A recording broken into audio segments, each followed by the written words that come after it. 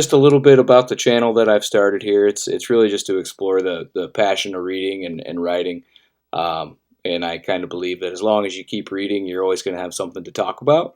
And books have led me down a lot of rabbit holes, and I never know where they're going to take me. So, here I am talking to you, which is Dr. Russell Blackford.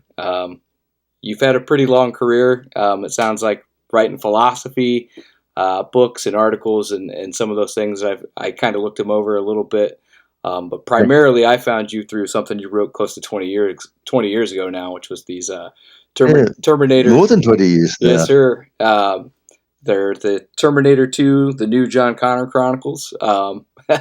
So I found these because I'm a big Terminator fan. And I've been reading through them. I have to read the third book yet, I have to admit. Because that one was hard for me to find. It turns out it's kind of a collector's item now, but I finally landed a copy, so I'm excited to read that not too long after this chat here. But if you could just sort of introduce yourself, I guess, and tell us a little bit about what you've been up to since then. Okay, yeah, I mean, I'm getting old now. I'm pushing 70 these days, quite a lot older than when I was writing those books.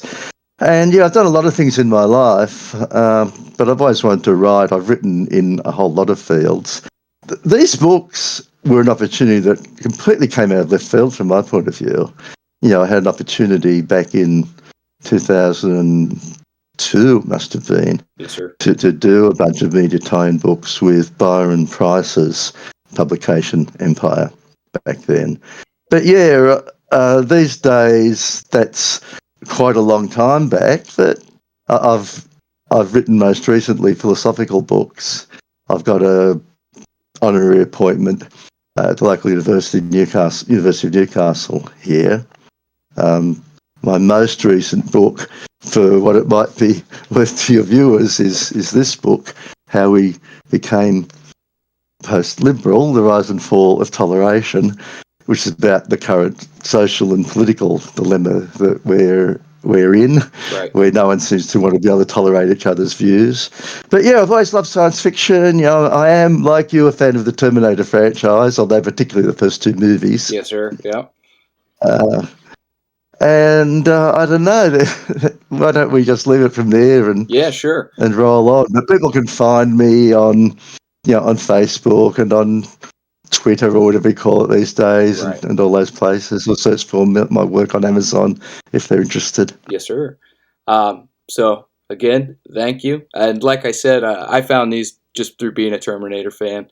But I was kind of wondering how does one, because this is like a licensed property and an IP kind of thing. So how did you get the opportunity?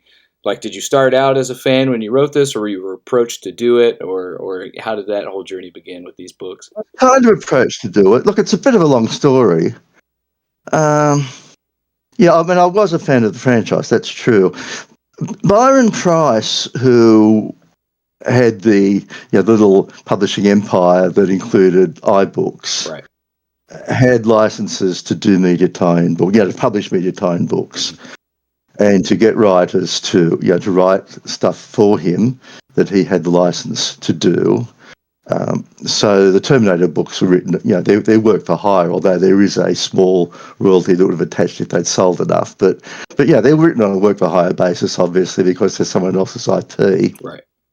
Byron was looking for someone who was capable and willing to do it at a payment that I thought was pretty reasonable. It still wasn't a huge payment, right. And so he wasn't looking for, I don't know, was Robert A. Heinlein still alive? Then, he wasn't looking for those sorts of names. Right. But he actually must have had, I don't know if he approached him or just knew him and mentioned it, but he was talking to Damien Broderick, whose name you might know, quite a well-known science fiction writer and critic, still around, but getting pretty old these days. Damien must be 80 now. We've all got so old. Damien wasn't interested in the job himself, but he said that I might be. He knew that I was interested in work. I had some track record of writing science fiction behind me. Right. And he put Byron and myself into contact, and I was given the opportunity to pitch a trilogy of original books for the Terminator franchise to Byron, which I did. Now, I was studying philosophy at the time. I had a law degree, but I was studying philosophy. Had an interesting academic background, which we could go into. And I was interested in some of the issues that arise in the Terminator novels, issues about fate and free will, the nature of time, Right. etc. Yes, sir. So I was quite interested to bring that background into my science fiction sort of background, and I wrote a treatment for the books, and did the pitch and got the job. But part of what I was trying to do was bring my the study that I'd done of how time travel might actually work, how it could actually be coherent. Yes, sir. And I tried to make sense in the pitch and in the books themselves Right. of the way time is treated in the first two Terminator movies, and try to go on what might happen afterwards, but also kind of try to resolve those issues. If you remember the first Terminator movie, time is treated in a certain way. It's treated as a closed causal loop. Yes, sir. Right? Yep. So Kyle and the first Terminator go back into the past. Right. But they don't change the past. The very things that they do in the past lead to the world that they've come from. Right. Closed causal loop. The second movie's not like that, though. There's a real possibility at the end that the time has changed in some way. Mm-hmm. However, that makes sense. It's hard to make sense of that idea unless you start talking about there being branches of time, right? Yeah, the whole alternative time branches. So we end up at the end of the second movie with the Cyberdyne complex has been destroyed. They've destroyed the Terminator itself. So hopefully there's no future technology around that can form the basis for recreating Skynet. Right. And at the very, very end, Sarah Connor in the voiceover is speculating that, well, maybe you can actually change the future. Maybe the future's not set. Yes, sir. So there's a kind of philosophical issue there that I was interested in, as well as being interested in the characters. Right. I could. So I sunk my teeth into that in both the pitch and in the books themselves. Yeah, I could definitely tell from reading the first two novels that, and I had wondered if there was sort of this pause with how Terminator treats the time travel element, because like you said, it's the first movie's it's a loop, and in the second movie there's this opportunity to create a divergent timeline of sorts, and that's sort of where your book starts, is with that creating this new timeline now where Sarah Connor has altered the future. It's something that's always bothered me as a Terminator fan, as I've always wondered, maybe she made a mistake by making that change, because at least in the original timeline we know that they win, but now she's gone and done something different. Right. So she's gone and done something different. So perhaps maybe the new fate is worse than the one that they were predestined for, I guess, if that makes sense. So, well, arguably it is, because what then happens? So one of the things that happens in my trilogy is that Judgment Day does take place, but much later. I'm trying to think what year it actually took place in. Right. My memory of some of the detail is, as I said to you in an email, it's probably not as sharp as yours, because you've read the books more recently than I have. But anyway, the Judgment Day takes place later, and at a time when Skynet is much more deeply involved in the various US defence, hardware, etc., etc. And so Skynet, when it does actually achieve consciousness, is in a better place to be able to to take over and destroy humanity than it was in the original timeline back in 1997. Right. And so we have this future, which I call Jade's world. A character called Jade comes from that future. And in Jade's world, the human resistance is actually in worse shape than it was in the original timeline where John Connor had become kind of the saviour of humanity. Right. So in a sense, although she had delayed Judgment Day, in a sense, Sarah had actually made things worse. Right. At least, for this other, for the timeline that she now created with Jade's World. Now the timeline changes yet again. There's at least 3 kind of timelines going on, and they all have to be resolved. Right. You haven't read the last book of the trilogy, but they are all kind of resolved. Right. By the end. I won't spoil the 3rd book for you. You also need to read yet a 4th book, a book called Terminator 2, Hour of the Wolf. Yes, sir. By a guy called Mark. I did Tiedemann. purchase that one, and I was wondering if you had read it after that one came out. Yeah, I have. I have read Mark's book. There's a story there as well. There's a bit of a diversion, but Byron Price had all these deals to be able to sign up authors to write books under contract. Byron had this treatment that Howard Zimmerman had done of a sequel to the original King Kong movie set years later. Yeah. And he asked me if I could be the author to write that book, which was written and published, called Kong Reborn. I don't know if you've seen that book around. It's in my cart, actually. I'm going to read that one here soon. So while I was writing Kong Reborn, or gearing up for it, Byron asked Mark to write a book that would be a sequel to my Terminator trilogy, which came out a little bit before Kong Reborn. I think Hour of the Wolf came out in 2004, and if I remember this correctly, Kong Reborn didn't come out to 2005. So they came out about the same time. Anyway, Mark's book, Hour of the Wolf, is a sequel to the new John Connor Chronicles. Yes, sir. And it's kind of nice, reading. Mark's a capable writer, and it was fun reading the way he would integrate, not just characters and ideas from the first 2 movies, which is what we were both writing sequels to, but also from the material that I had written in the trilogy. So there's a lot of references to my characters, and some of them turn up, and so on. So yeah, read Times of Trouble, but then read Hour of the Wolf. All right. And hopefully you'll enjoy them both. Yes, sir. So as far as, because you had kind of mentioned how he takes on some of your characters that you brought into the franchise and everything, did you feel a certain weight of responsibility to how you represented the original characters? And, was there any kind of conflict or dilemma with entering your own characters into this sort of, by the time these books came out, Terminator 2 was already kind of sacred ground, I think, for sci-fi fans. So I was just wondering how you felt about trying to spice things up a little bit, I guess. Look, I do feel responsibility. Some people who've done media tie-in work have quite scorned of it. I just did it for money. It's not my real work. Blah, blah. I don't feel like that at all. I feel this is kind of the mythology of our times, and when you're given the opportunity to write those characters, I think that's a real privilege. Right.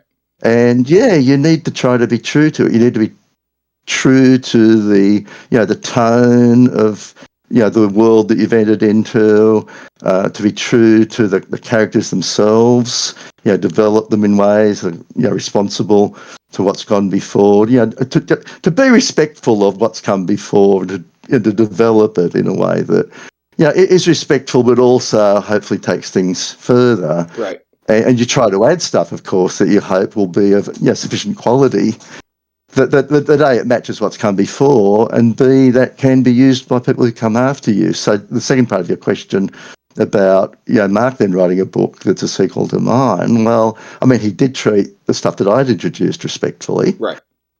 And I think you're handing on the new characters, the new concepts to someone else, and seeing them use them in a way that that again takes it forward and is respectful of their source material. That's a fun thing, and it's it's exciting, and it's kind of flattering to see your material work like that. So no conflict about that at all. But yeah, sure, a sense of responsibility that I felt, and I imagine he would have felt. Right.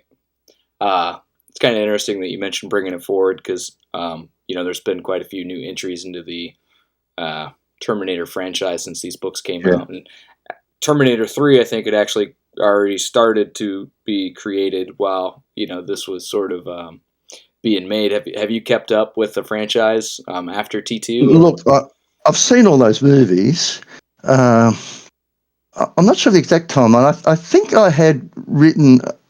I don't know whether they'd been published or not yet, but I think I had written a fair bit of my trilogy, and it would have been with people who had to give it clearance, etc.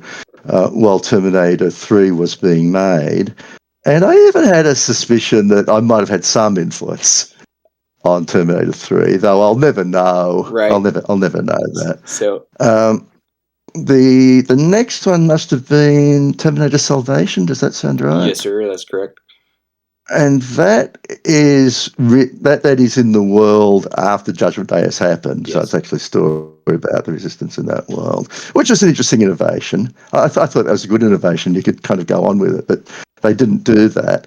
I must admit I didn't like Terminator Genesis. I thought in some ways that kind of trivialised what had gone before retrospectively, in ways I could blather on about, but that's my feeling about Terminator Genesis. The most recent one, which is Dark Fate, I thought it was kind of a good movie in itself, but like a lot of people, this is not an original thought, like a lot of people, I kind of didn't like that they killed off John Connor at the start of the movie. Right in the beginning, yeah. It kind of retrospectively devalued, Terminator 2 in particular. It's a little bit like it might have been the third Alien movie. I think the second one was the one they spend the entire movie trying to save the little girl, Newt. Yep. And the very thing you find out, first thing you find out in the next movie is, well, actually, Newt's dead after all. It just kind of devalues the whole of what... Yes. And I think there's an element of that in Terminator Dark Fate. Right. That way. But that seems to happen quite a lot in Hollywood. I could get along with other examples of that kind of thing happening in Hollywood franchises. But yeah, it bugs me every time I see it happen. Interestingly, and this is something I wanted to ask you about, was I think that some of the elements, like you just mentioned, kind of that you wrote about in these books actually appear in a little bit of Genesis, but mostly Dark Fate. And by that, in Genesis, they travel forward in time, but not in the same way. They don't go to like the future war, but they do travel forward in time, which is kind of a new concept for the Terminator films. But then in Dark Fate, there's a couple similarities that I noticed to your books that kind of I did scratch my head at. The Rev 9 Terminator in that movie is the new bad guy, and he can split himself in two. That's kind of like your TXA Terminator in the first book. The enhanced, more cyborg-esque super soldier Grace.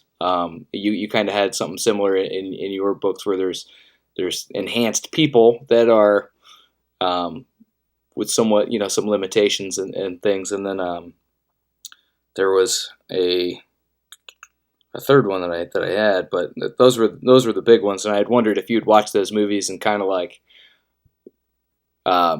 had any feelings one way or the other about some of those similarities, or if... Look, I notice things like that, but you never know whether you've influenced somebody through some back route, or whether it's just that the ideas suggest themselves. Yeah, there's the idea of we'll have a female Terminator this time. It does kind of suggest itself.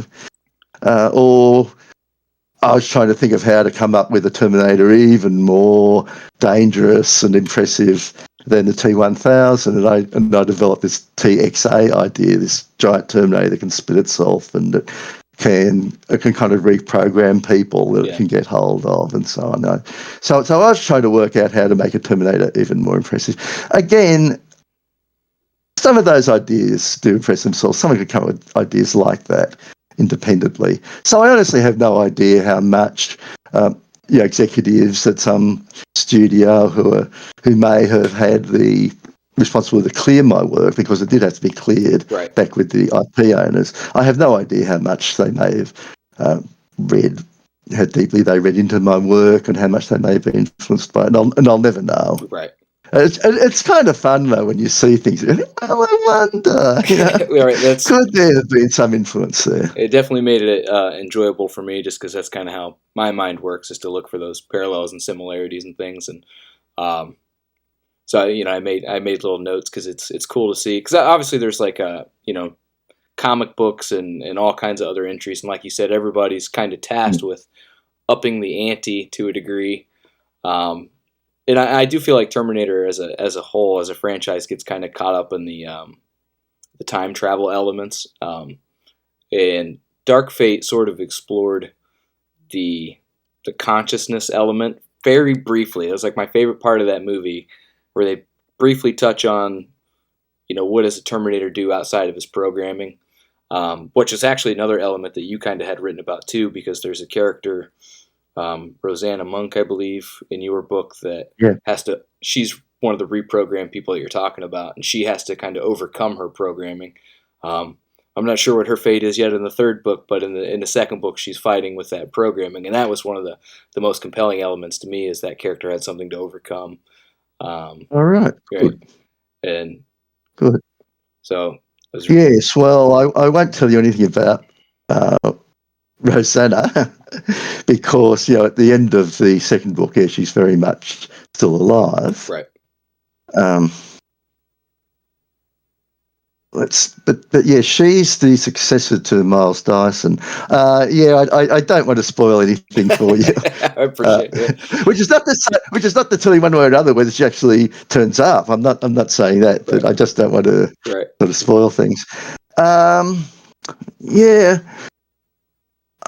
As we're talking, I'm just thinking, I don't really remember Dark Fate all that well, I have to admit. Yeah. Some of the elements of those movies I do remember well, and particularly some little things. I have at one stage a pet called Hercules, and a pet is given the name Hercules in the third movie. And I thought, is that just a coincidence, or did they pick that up? Just tiny things like that are things that struck me about the movies. But I am a little disappointed at the way the franchise has gone. I kind of wish that I'd been more influential, because I think there's a lot of source material in my three books and then in Mark Tiedeman's book that would translate very well to the big screen. Right. Yeah, I think some of those characters, like Rosanna Monk and Jade and the other characters, the enhanced humans from the future. Yeah. Who are fighting Skynet in that future.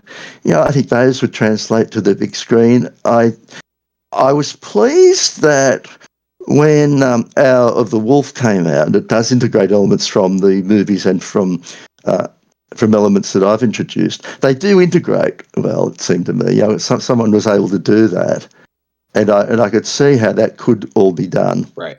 As a movie script. It would probably have to be simplified.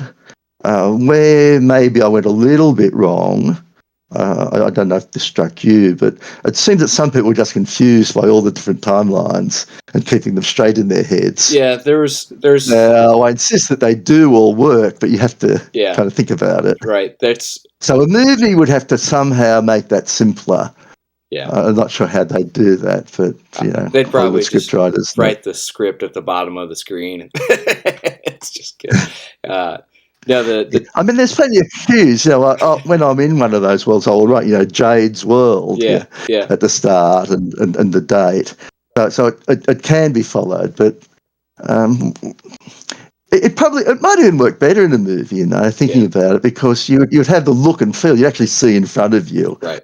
Yeah, enough to just see that this is the world you're in now with the characters from that world. Right. And so maybe that could work better. Yeah, you would see like the old John Connor versus the young John Connor and have the visual difference, as opposed to the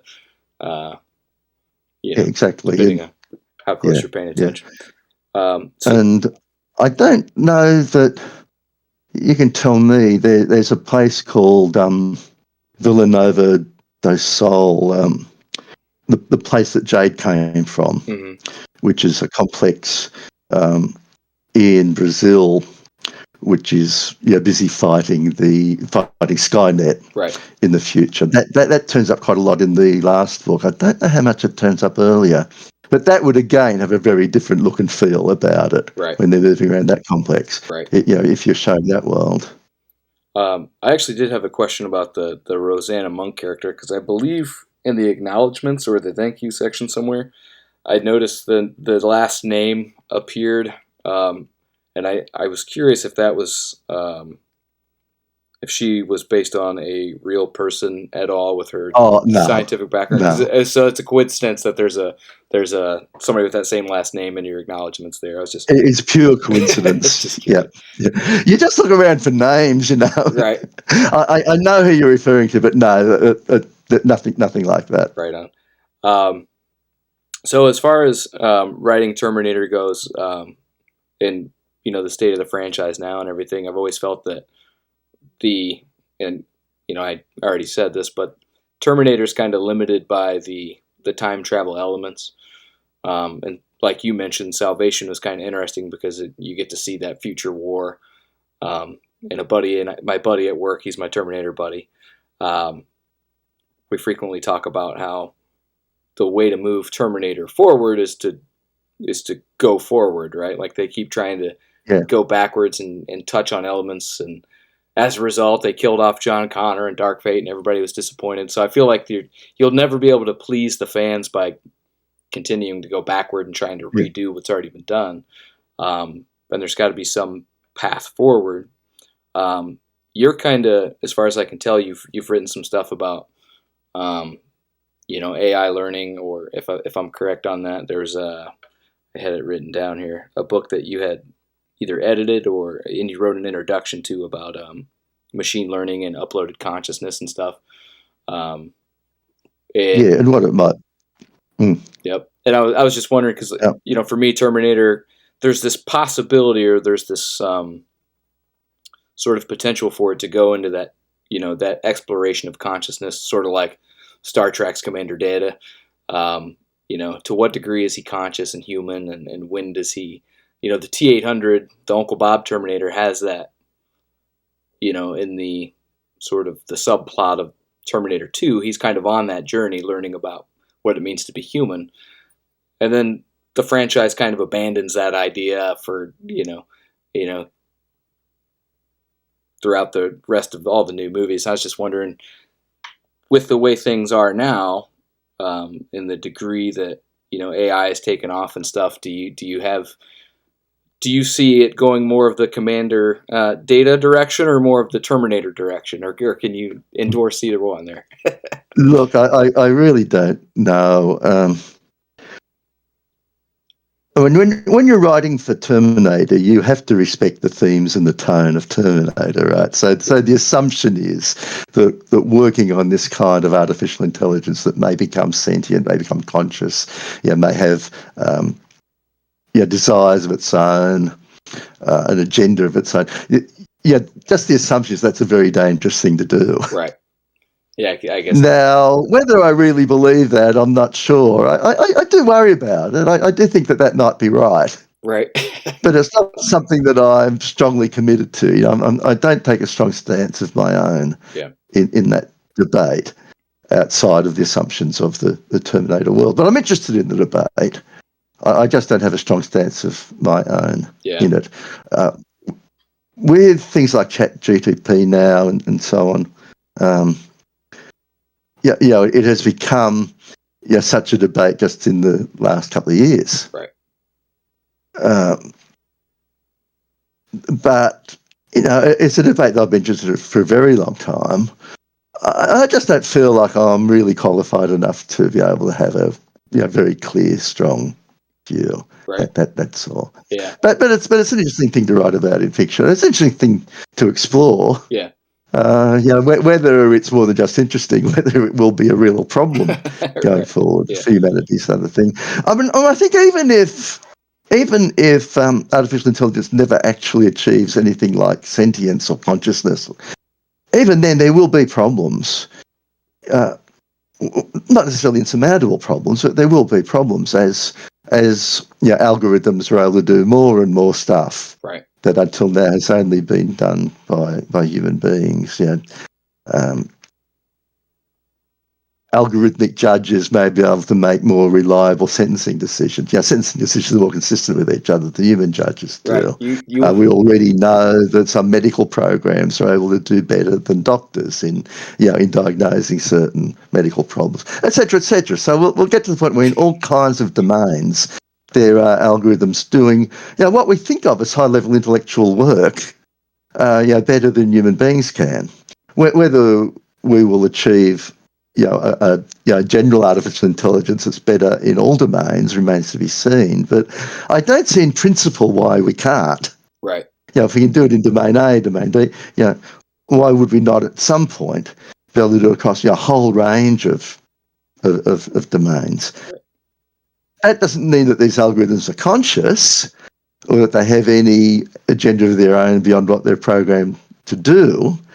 But it does change the kind of world we live in if we have these things that are not intelligent in the sense of consciously intelligent, Right. Being able to achieve their conscious desires by solving problems, but rather they're meeting our desires.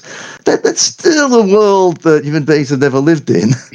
Yeah. And I think there'll be problems adapting to it. So there's that whole range of issues before we even get to the Skynet type thing, where you've got this conscious thing that actually fears being shut down and Right. sees human beings as its enemy and wants to destroy them. Yeah, I'm hoping we go more the Star Trek direction, but you started out with one of the creepiest ones right there too. Is with the AI and their ability to cast judgment. Not even something I had thought of until you just mentioned it there. But like you said, we do kind of live in that world now, and it's fascinating to see. I think science fiction has been sort of talking about these very things for a very long time. With most of our principles of understanding in this territory, I think, comes directly from like Isaac Asimov and writers like that who have sort of paved the way for translating that into what it looks like in real life. And it's kind of fascinating to live in a time where it's all happening. It's not science fiction anymore, which makes me wonder what we have left to write about. I guess that's a challenge for guys like you, I guess, to figure out what the future of science fiction looks like.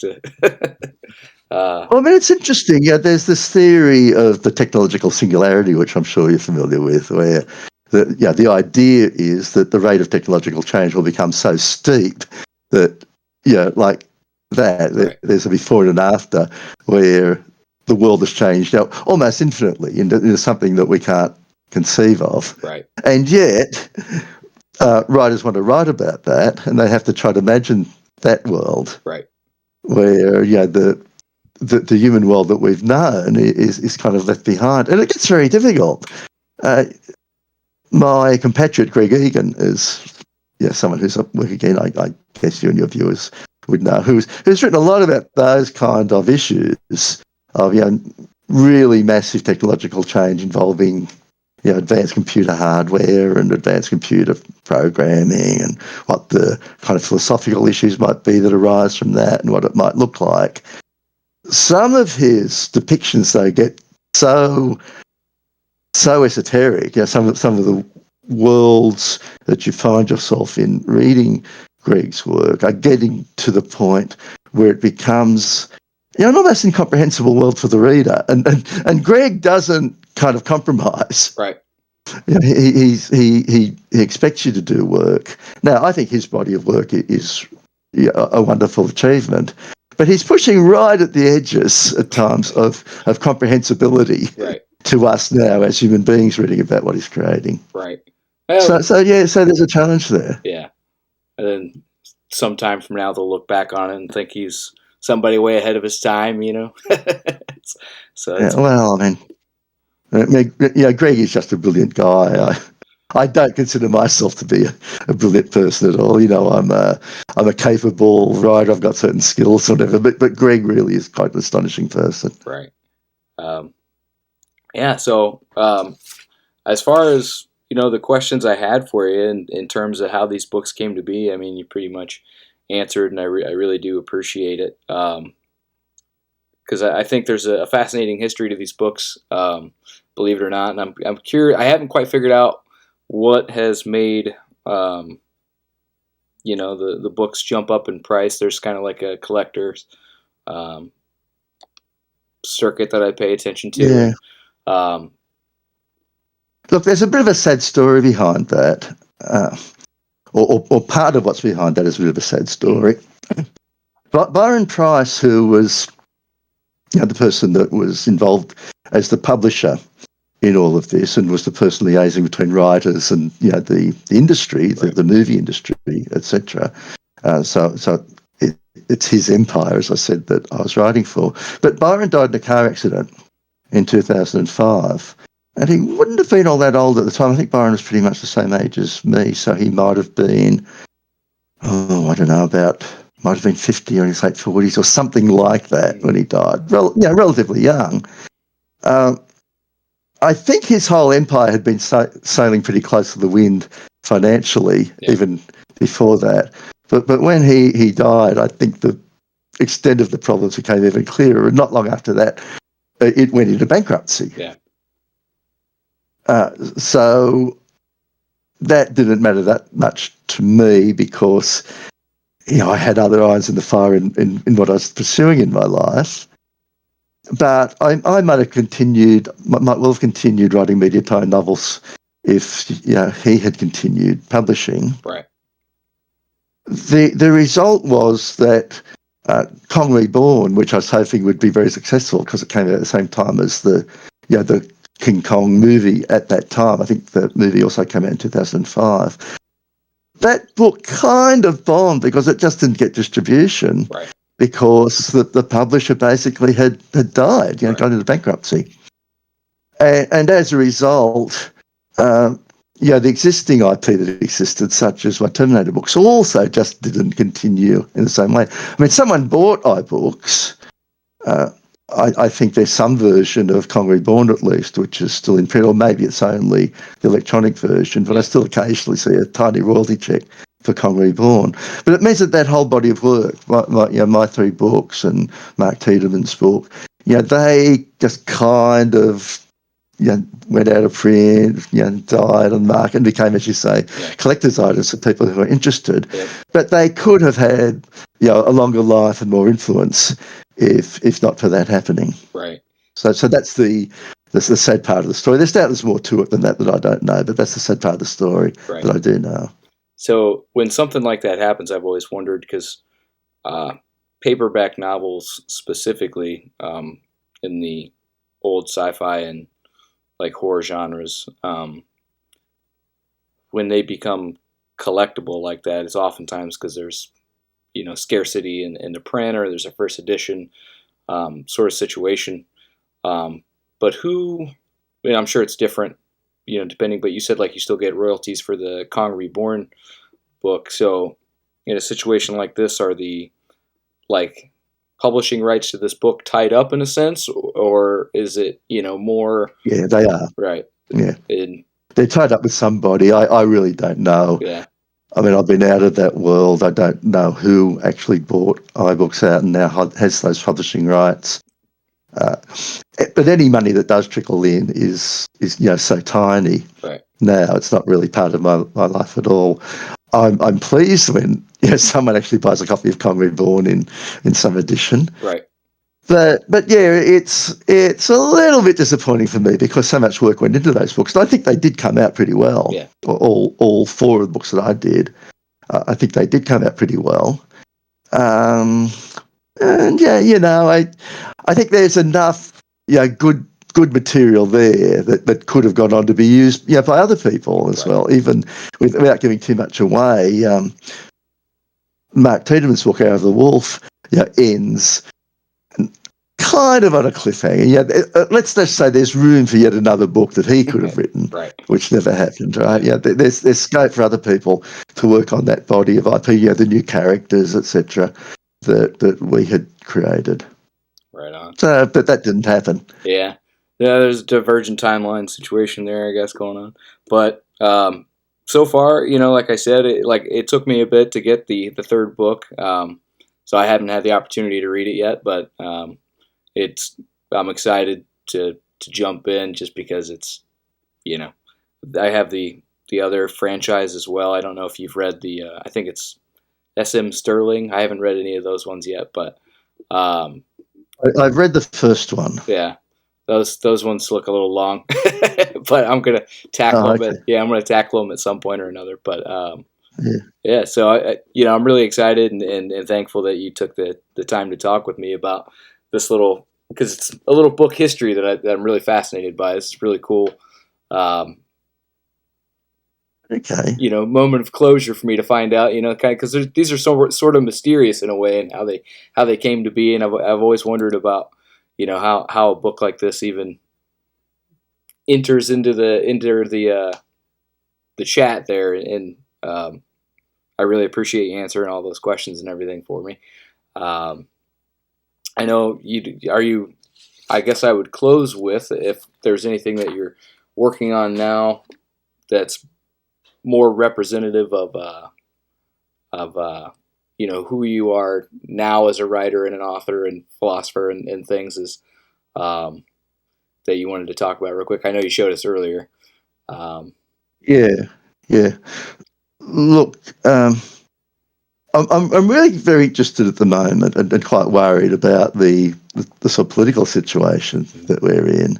And that even ties back with the way that popular media are argued about at right, the moment. I could talk at a lot of length about that.